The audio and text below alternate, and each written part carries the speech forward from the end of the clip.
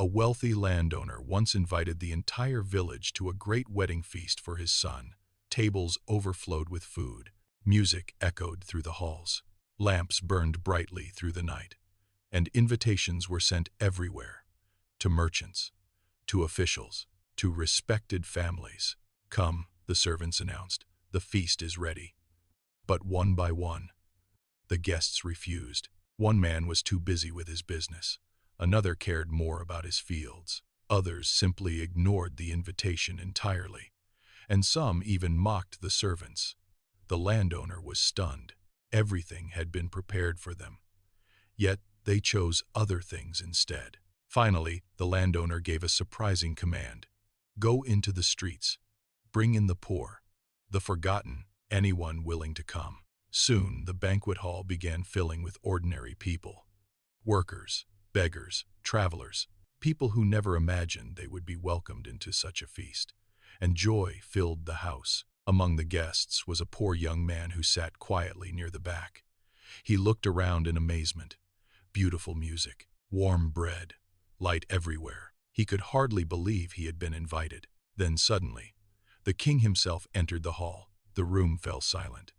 The king walked slowly among the guests, smiling warmly. But when he reached the young man, his expression changed. Because the young man had entered wearing filthy work clothes despite being offered proper wedding garments at the door. The king asked gently, "My friend, why did you refuse the garment prepared for you?"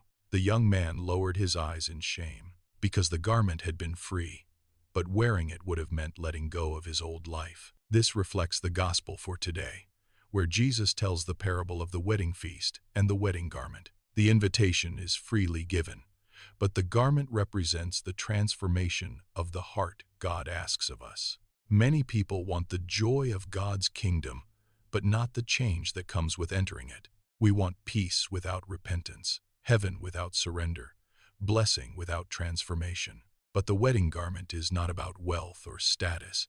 It is about becoming new, a heart clothed in humility, mercy, faith, love. The young man slowly looked up at the king. Tears filled his eyes. "I did not think I was worthy to wear it," he whispered, and the king's face softened. "That," the king replied gently, "is exactly why it was given freely. That is the beauty of the gospel. None of us earn our place at the feast. We are invited by grace, the poor, the broken, the sinners, the forgotten. But Christ does not invite us to remain unchanged. He offers every soul a new garment, His mercy, His holiness, His life. And every day we must choose. Will we cling to the old rags of pride, sin, and fear, or will we allow God to clothe us in something new?